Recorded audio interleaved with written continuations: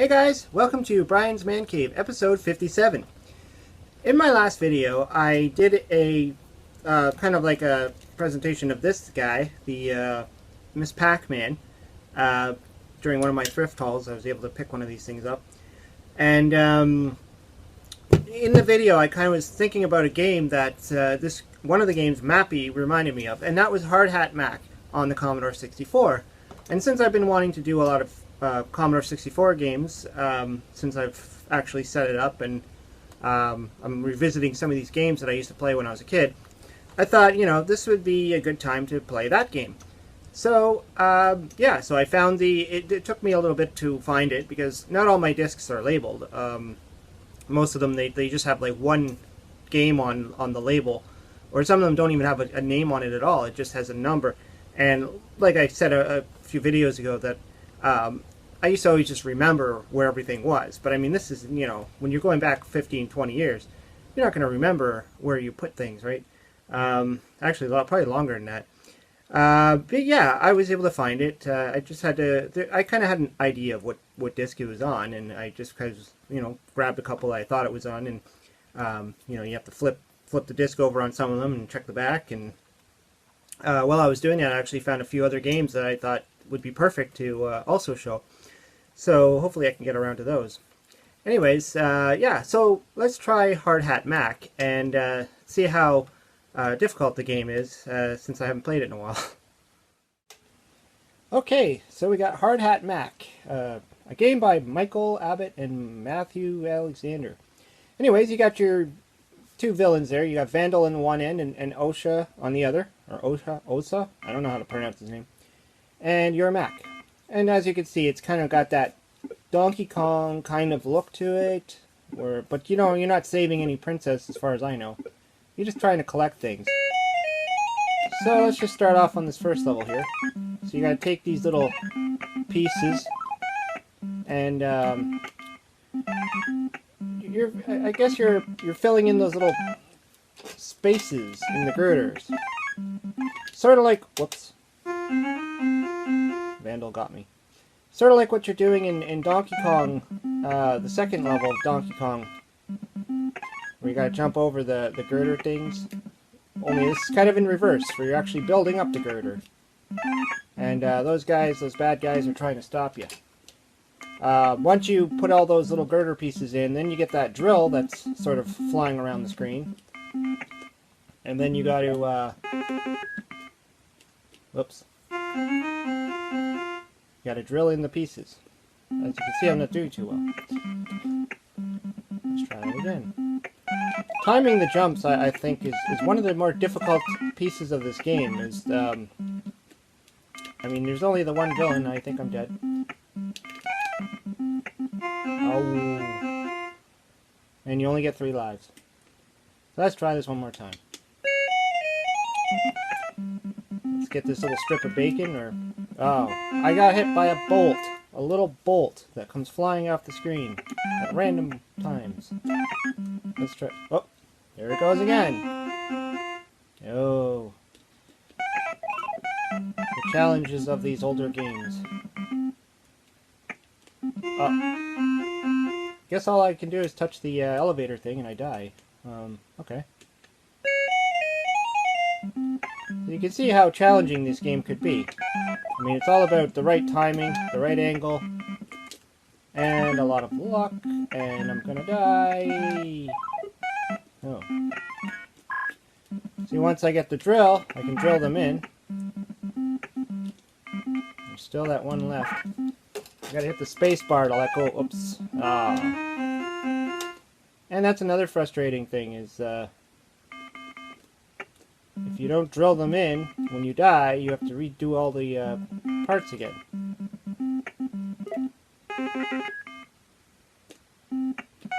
This is probably a bad idea. Oh. Okay, now I just need that drill. Where are you? Come on. Come on. There you go.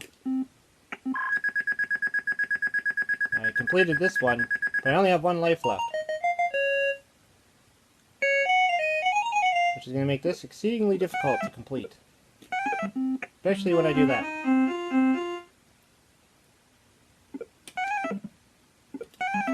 Ah, timing on that. Game over.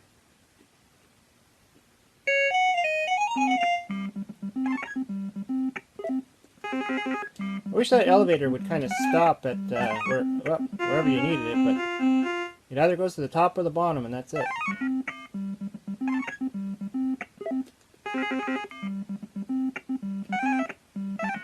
Oh. So there is one trick that I know.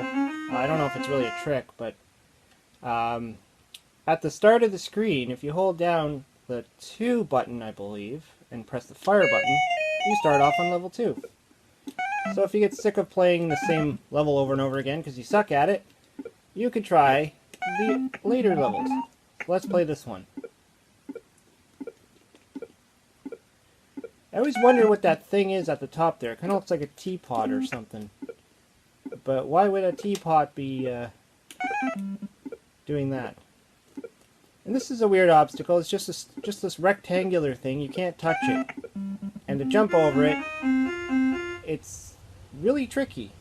I mean, if you've ever played the game Pitfall, whoops. If you ever played the game Pitfall on the Atari or any of the other older systems, and you go down into that pit, into the bottom section where that armadillo thing is, you'll know what I'm talking about.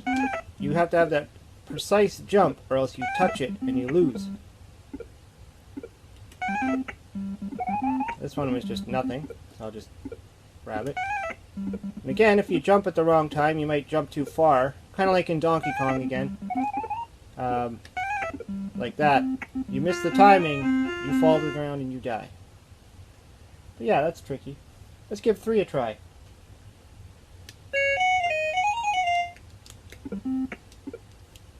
And of course they have these extra bonus pieces too. So this one I believe I have to put these into the in boxes. Whoops. So you gotta go and get all these pieces. It's quite of a challenging game, I have to admit. Let's go on this little elevator thingy. I think what I have to do is I have to jump over to that edge there and just let the box fall into the inbox. I think I can, yeah. Whoa. Okay. Mental note, make sure there's no enemy when you jump.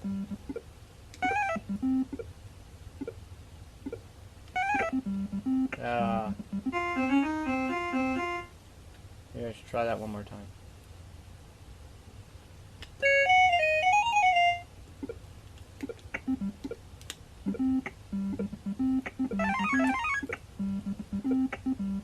Now, of course, I'm just advancing the levels. Really, you should be playing all of them. But, just to give you an idea of what's out, how this game plays.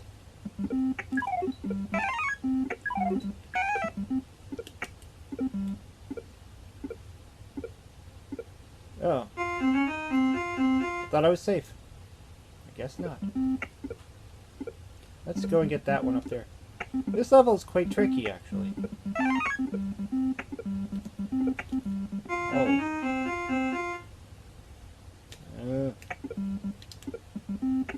Let's get that drill. I don't know how I'm supposed to do this. Maybe I'm not supposed to go that way. Maybe I'm supposed to jump right away off the elevator. Let's try that. Or whatever this thing is. The lift! Oh, I was right. Okay. Kind of like a puzzle, you have to figure it out. Jumping in this game always makes me nervous.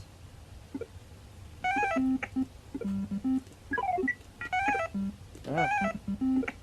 Go away. Guess you gotta be fast with this guy. I get up there? Oh, and not touch his foot. Boo. Okay, well, yeah, that was Hard Hat Mack, and it was kind of challenging, and my my joystick skills were not the greatest on that one.